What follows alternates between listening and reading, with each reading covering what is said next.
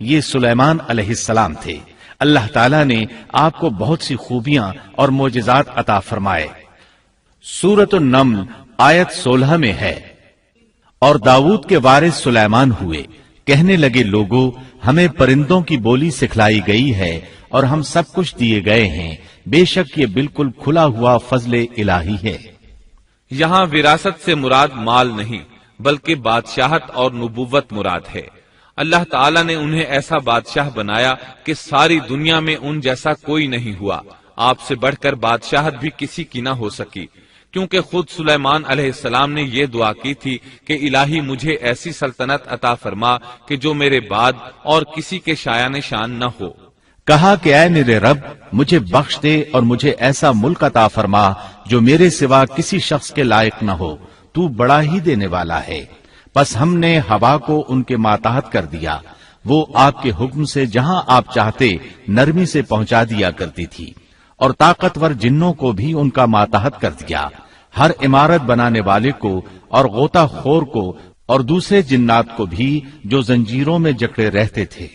جن سلیمان علیہ السلام کے حکم سے بلند و بالا عمارتیں تعمیر کرتے تھے، دریاؤں میں غوطہ لگا کر ان سے ہیرے جواہرات اور موتی وغیرہ نکالتے تھے۔ دوسرے جو کام عام انسانوں کی طاقت سے زیادہ ہوتے تھے وہ آپ جنوں سے لیا کرتے تھے۔ جو جن آپ کے حکم سے سرتابی کرتے یا شرارتیں کر کے کام میں رکاوٹ ڈالتے یا دوسروں کو تنگ کرتے تو آپ انہیں زنجیروں میں جکڑ کر قید خانے میں ڈال دیتے، اور یہ آپ پر اللہ کی طرف سے بہت بڑا انعام اور احسان تھا، جیسا کہ اللہ تعالیٰ سورۃ صاد آیت 39 میں فرماتے ہیں، یہ ہے ہمارا عطیہ، اب تو احسان کر یا روک رکھ، کچھ حساب نہیں۔ اللہ تعالیٰ نے سلیمان علیہ السلام کو ان پر قبضہ اور اختیار دے دیا اور فرمایا اب آپ کی مرضی، آپ انہیں سزا دیں یا درگزر کریں، کسی کو کچھ دیں یا روک لیں، آپ کے لیے سب کچھ جائز ہے۔ دوسرے مقام پر اللہ تعالیٰ سورہ سبا آیت 12 میں فرماتے ہیں، اور اس کے رب کے حکم سے بعض جنات اس کی ماتحتی میں اس کے سامنے کام کرتے تھے، اور ان میں سے جو بھی ہمارے حکم سے سرکشی کرے ہم اسے بھڑکتی ہوئی آگ کے عذاب کا مزہ چکھائیں گے۔ اس طرح اللہ تعالیٰ سورہ سبا آیت 13 میں فرماتے ہیں، جو کچھ سلیمان چاہتے جنات وہ تیار کر دیتے، مثلا قلعے، مجسمے اور حوضوں جیسے پیالے اور چولہوں پر جمی ہوئی مضبوط دیگیں۔ اے آل داؤد اس کے شکریے میں نیک عمل کرو، میرے بندوں میں سے شکر گزار کم ہی ہیں۔ یعنی جنات سلیمان علیہ السلام کے حکم کے مطابق بڑے بڑے محل، مساجد، قلعے، مختلف مساجد کے ماڈل یا سینریوں کے ماڈل، بڑے بڑے تھال اور اتنی بڑی دیگیں بناتے تھے جو بوجھل اور نقل و حمل کے قابل نہ ہونے کی وجہ سے کسی خاص مقام پر نصب کر دی جاتی تھی، اور یہ آپ پر اللہ تعالیٰ کا عظیم احسان تھا۔ اس کے علاوہ دیگر معجزات سے بھی اللہ تعالیٰ نے آپ کو سرفراز فرمایا تھا، جیسا کہ سورۃ الانبیاء آیت 82 میں اللہ تعالیٰ فرماتے ہیں، اسی طرح بہت سے شیاطین بھی ہم نے اس کے تابع کیے تھے جو اس کے فرمان سے غوطہ لگاتے تھے، اور اس کے سوا بھی بہت سے کام کرتے تھے، ان کے نگہبان ہم ہی تھے۔ یہ تمام اقتدار اللہ تعالیٰ نے آپ کو عطا کیا تھا۔ آپ کے معجزات میں سے ایک معجزہ یہ بھی تھا کہ ہوا آپ کے لیے مسخر یعنی مطیع و فرما بردار تھی۔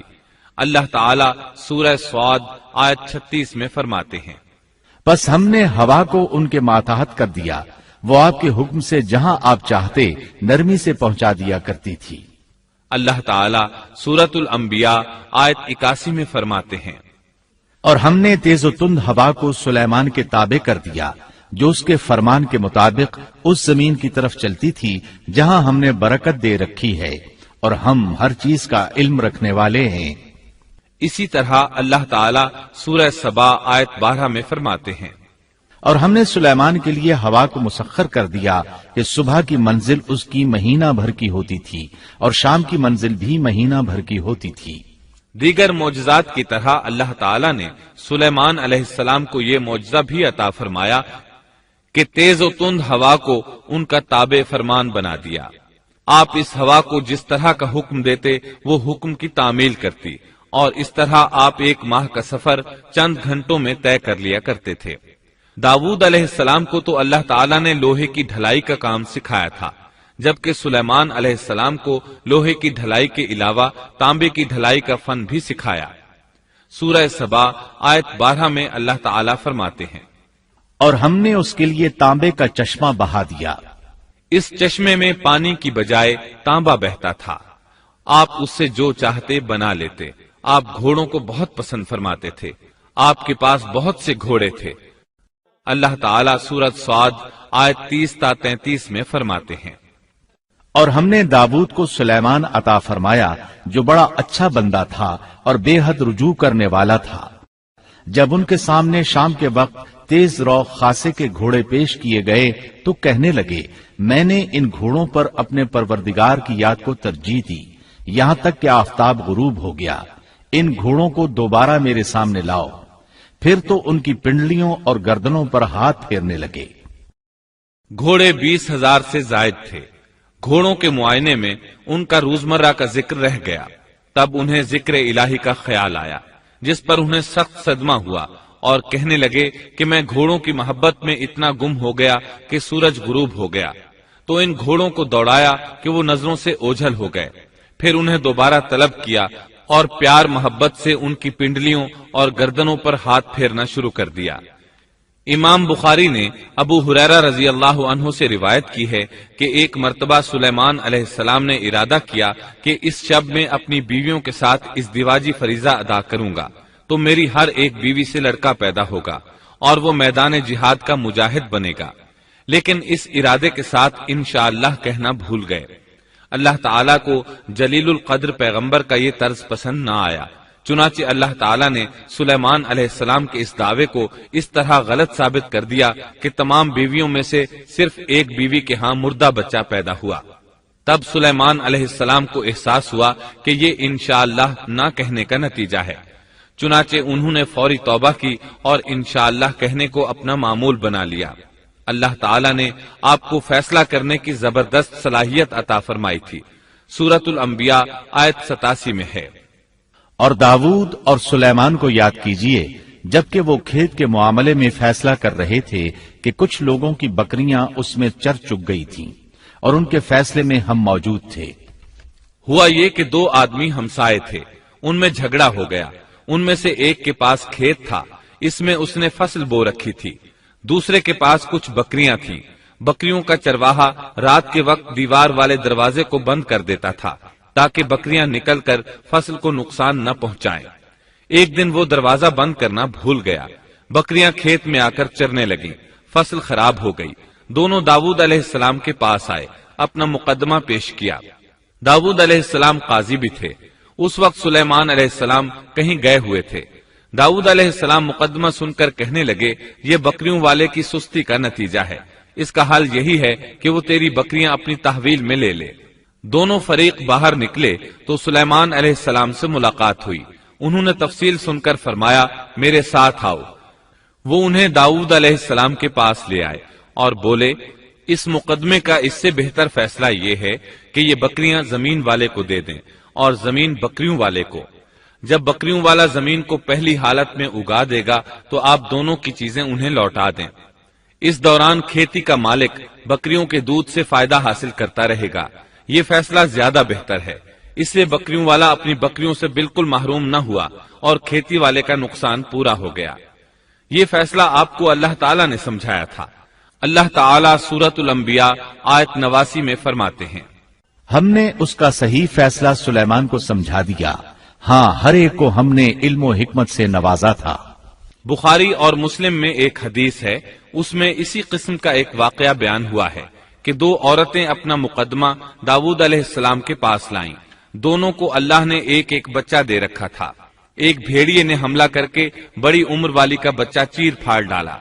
عورت چالاک تھی، اس نے چھوٹی عمر والی کا بچہ چھین لیا کہ یہ میرا بچہ ہے۔ داؤد علیہ السلام نے دیکھا بچہ بڑی عورت کے پاس ہے تو اس کے حق میں فیصلہ دے دیا۔ سلیمان علیہ السلام نے داؤد علیہ السلام سے اجازت چاہتے ہوئے کہا، کیا میں اس مقدمے کا فیصلہ کر سکتا ہوں؟ انہوں نے اجازت دے دی۔ سلیمان علیہ السلام نے عورت سے کہا، بچہ مجھے دے دو۔ بچہ ہاتھ میں لے کر انہوں نے تلوار نکالی اور دونوں عورتوں سے فرمایا میں اس کے 2 ٹکڑے کر کے تم دونوں میں برابر برابر تقسیم کرنے لگا ہوں۔ یہ سن کر بڑی عورت بولی کہ ٹھیک ہے، جبکہ چھوٹی عورت مامتا کی وجہ سے چلا اٹھی کہ آپ اسے زندہ رہنے دیں اور اسے دے دیں۔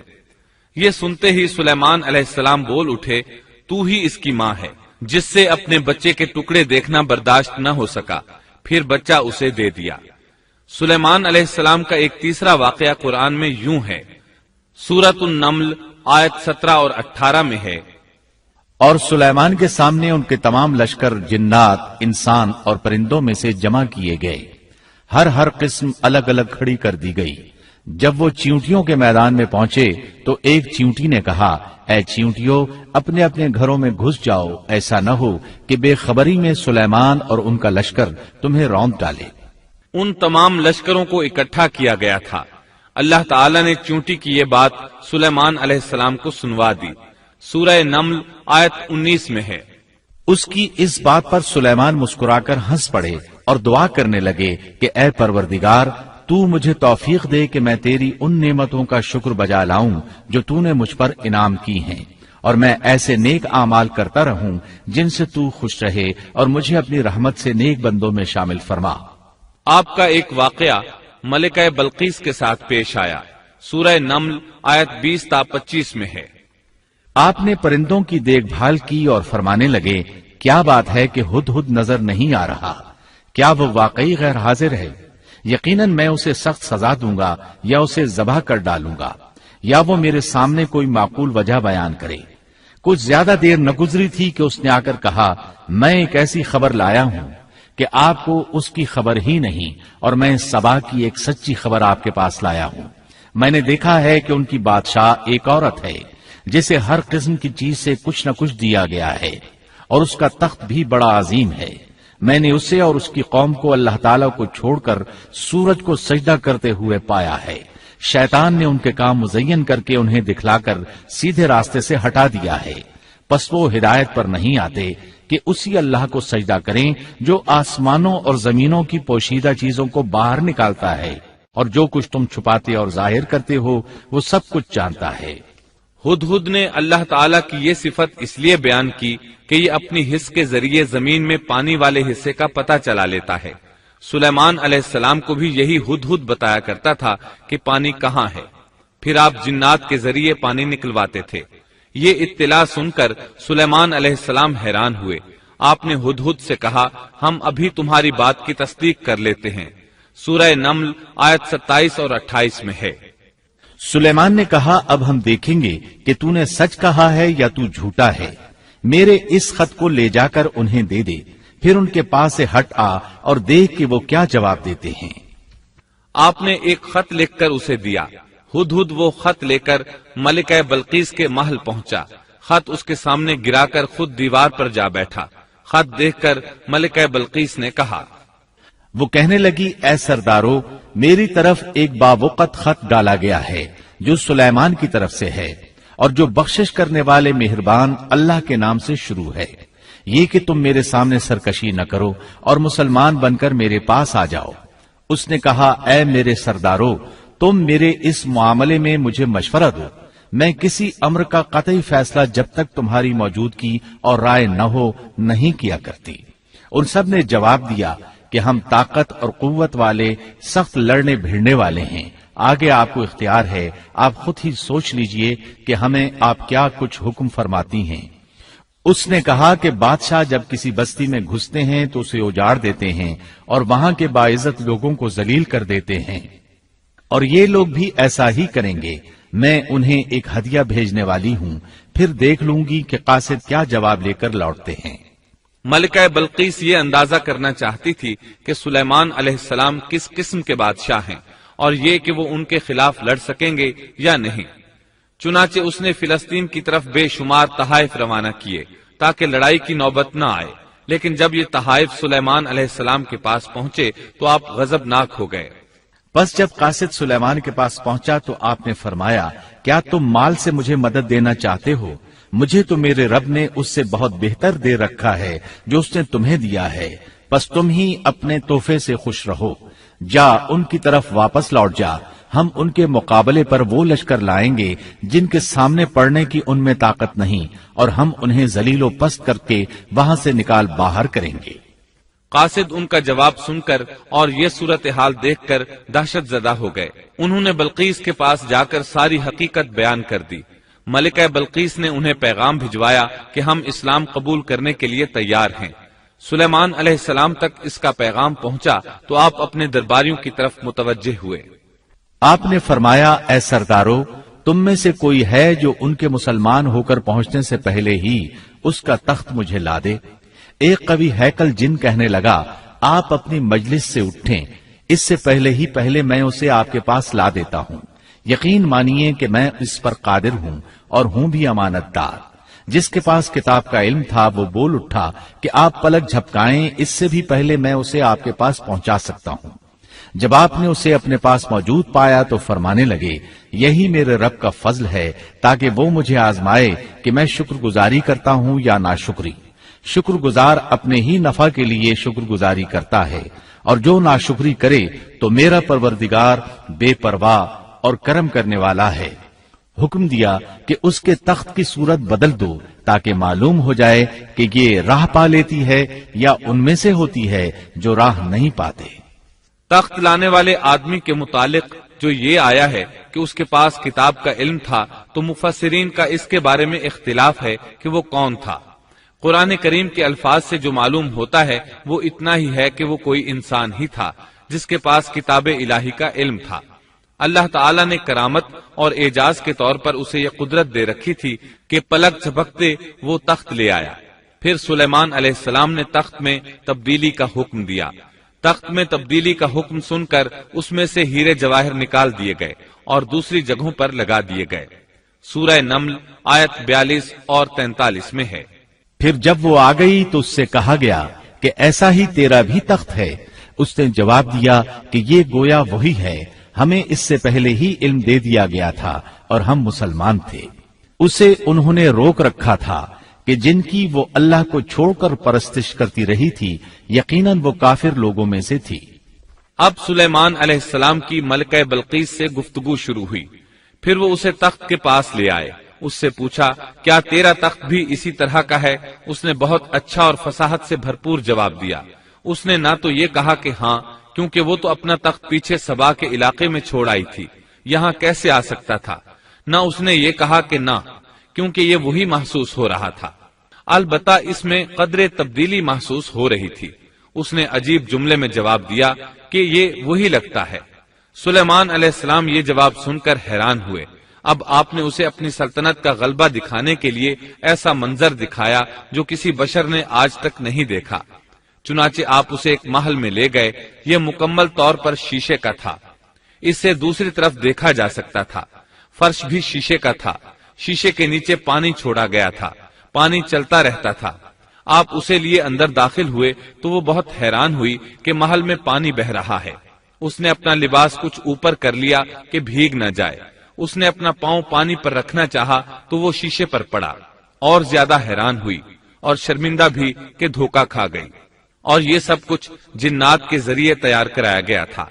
सूरह नम्ल आयत 44 में अल्लाह ताला फरमाते हैं, उससे कहा गया कि महल में चली चलो, जिसे देखकर ये समझकर कि ये हौज है, उसने अपनी पिंडलियां खोल दी। सुलेमान ने कहा, ये ऐसा महल है जिसमें नीचे भी शीशे जड़े हुए हैं। कहने लगी, मेरे परवरदिगार, मैंने अपनी जान पर जुल्म किया। अब मैं सुलेमान के साथ अल्लाह रब्बुल आलमीन की मुती और फरमाबरदार बनती हूँ। ये अजीम सल्तनत देखकर वो जान गई कि सुलेमान अलैहिस्सलाम सिर्फ बादशाह ही नहीं, नबी भी हैं। चुनाचे उसने फौरन ईमान कबूल कर लिया।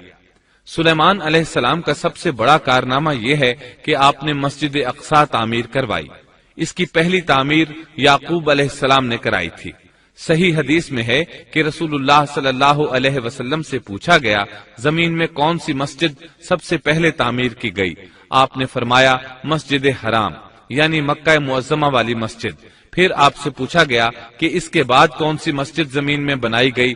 आपने जवाब दिया, मस्जिद अक्सा। जब बुख्ते नुसर ने कुद्स पर कब्जा जमा लिया तो उसने मस्जिद अक्सा ढा दी। لیکن پھر سلیمان علیہ السلام کو اللہ تعالیٰ نے بادشاہت عطا کی تو انہوں نے اثر نو تعمیر کا کام شروع کرایا۔ اس کے ساتھ ہی انہوں نے ہیکل سلیمانی بھی تعمیر کروایا۔ یہود آج تک اس کو مقدس سمجھتے ہیں۔ یہ مسجد اقصی کے بالکل قریب ہے۔ مسجد اقصی کی فضیلت میں بہت سی روایات ملتی ہیں، جیسا کہ رسول اللہ صلی اللہ علیہ وسلم کا ارشاد ہے، مسجد حرام میں ایک نماز کا ثواب 1,00,000 نمازوں کے برابر ہے، مسجد نبوی میں ایک نماز کا ثواب 1,000 نماز کے برابر ہے، اور مسجد اقصی میں 500 نمازوں کے برابر ثواب ملتا ہے۔ مسند احمد میں عبداللہ بن عمرو بن عاص رضی اللہ عنہما سے روایت ہے کہ رسول اللہ صلی اللہ علیہ وسلم نے فرمایا، جب سلیمان علیہ السلام نے بیت المقدس کو تعمیر کیا تو اللہ تعالیٰ سے 3 دعائیں مانگی، ان میں سے اللہ تعالیٰ نے 2 قبول فرمائیں اور ایک کے بارے میں ہم امید رکھتے ہیں کہ وہ ہمیں ملے گی۔ انہوں نے پہلا سوال یہ کیا کہ مجھے ایسی حکومت دے جو تیری حکومت کے موافق ہو، یعنی عدل و انصاف کی فراوانی ہو اور کسی پر ظلم و زیادتی نہ ہو۔ اللہ نے یہ دعا قبول فرمائی۔ دوسرا سوال یہ کیا، مجھے ایسا ملک عطا فرما جو میرے سوا کسی شخص کے لائق نہ ہو۔ اللہ تعالیٰ نے یہ دعا بھی قبول فرما لی۔ تیسرا سوال یہ کیا کہ جو شخص بھی گھر سے نکلے اور وہ مسجد اقصی میں نماز پڑھنے کا ارادہ رکھتا ہو تو وہ اپنے گناہوں سے اس طرح نکل جائے جس طرح کے پیدائش کے دن تھا۔ اس تیسرے سوال کے متعلق رسول اللہ صلی اللہ علیہ وسلم نے فرمایا، امید ہے یہ دعا اللہ نے ہمارے لیے رکھ لی ہو۔ اللہ تعالیٰ نے انہیں اس قدر طاقت اور قدرت عطا فرمائی تھی، لیکن اس کے باوجود آپ بشر تھے اور موت ہر بشر کو پہنچ کر رہتی ہے۔ انسان جس قدر بھی قدرت حاصل کر لے، جتنا بھی غلبہ پالے، جتنی بھی عظمت حاصل کر لے، لیکن موت سے نہیں بچ سکتا۔ اللہ تعالیٰ نے تو نبی کریم صلی اللہ علیہ وسلم کے متعلق فرمایا ہے، سورۃ الزمر آیت 30 میں ہے، بے شک خود آپ کو بھی موت کا مزہ چکھنا ہے اور یہ سب بھی مرنے والے ہیں۔ اللہ تعالیٰ نے چاہا کہ سلیمان علیہ السلام کی موت سے بھی لوگوں کو عبرت ہو اور نشانیاں ظاہر ہوں، کیونکہ اس دور میں لوگ جنات کے فتنے میں مبتلا تھے۔ یہ خیال کرتے تھے کہ جنات کو غیب کا علم ہے۔ اللہ تعالیٰ نے چاہا کہ لوگوں کو سلیمان علیہ السلام کی موت کے ذریعے بتائیں کہ جنات کو علم غیب نہیں ہے۔ ایک دن سلیمان علیہ السلام نے جنات کو سختی کے ساتھ مسخر کیا اور وہ آپ کے سامنے کام کرنے لگے۔ آپ ان کی نگرانی کرتے رہتے۔ جنات کے دلوں میں آپ کا بہت خوف تھا۔ آپ انہیں سستی کرنے پر سخت سزا دیتے تھے۔ آپ کھڑے ان کی نگرانی کر رہے تھے۔ اس وقت آپ کی عمر 150 سال تھی۔ جنات بیت المقدس کی تعمیر میں مصروف تھے۔ ایسے میں آپ نے اپنا عصا پکڑا اور اس پر اپنی ہتھیلیاں ٹکا دیں، پھر ہتھیلیوں پر اپنا سر رکھ دیا۔ اس طرح ان کی نگرانی کرتے رہے۔ اسی حالت میں اللہ تعالیٰ نے آپ کی روح قبض کر لی، تاہم آپ کی آنکھیں کھلی رہیں۔ ادھر جن مسلسل کام میں لگے رہے۔ وہ یہی خیال کرتے رہے کہ سلیمان علیہ السلام زندہ ہیں اور انہیں دیکھ رہے ہیں۔ آپ کا خلیفہ آیا تو وہ جان گیا آپ انتقال کر گئے ہیں، لیکن اس نے بھی جنات پر یہ بات ظاہر نہ کی۔ اس طرح 2 سال گزر گئے۔ جن اس قدر سخت نگرانی پر حیران تھے۔ وہ دیکھ رہے تھے کہ 2 سال سے سلیمان علیہ السلام نے حرکت تک نہیں کی، پلک تک نہیں جھپکی۔ ادھر اللہ تعالیٰ نے دیمک کو سلیمان علیہ السلام کے عصا پر مسلط کر دیا۔ وہ اندر اندر لاٹھی کو کھوکھلا کرتی رہی۔ آخر لاٹھی ٹوٹ گئی۔ سلیمان علیہ السلام زمین پر گر گئے۔ اس وقت جنات کو پتا چلا کہ انہیں فوت ہوئے تو عرصہ دراز ہو چکا ہے۔ تب انسانوں کو بھی معلوم ہو گیا کہ جنات کو غیب کا علم نہیں ہے۔ اللہ تعالیٰ سورہ سبا آیت 14 میں فرماتے ہیں، پھر جب ہم نے ان پر موت کا حکم بھیج دیا تو ان کی خبر جنات کو کسی نے نہ دی سوائے گھن کے کیڑے کے جو ان کے عصا کو کھا رہا تھا۔ پس جب سلیمان گر پڑے تو اس وقت جنات نے جان لیا کہ اگر وہ غیب دان ہوتے تو اس ذلت کے عذاب میں مبتلا نہ رہتے۔ اس طرح اللہ تعالیٰ نے لوگوں کو مطلع کر دیا کہ جنات بھی مخلوق ہیں، غیب دان نہیں۔ اللہ تعالیٰ ہی ان پر قادر ہے۔ اور اسی کے ساتھ سلیمان علیہ السلام کا قصہ اپنے اختتام کو پہنچا۔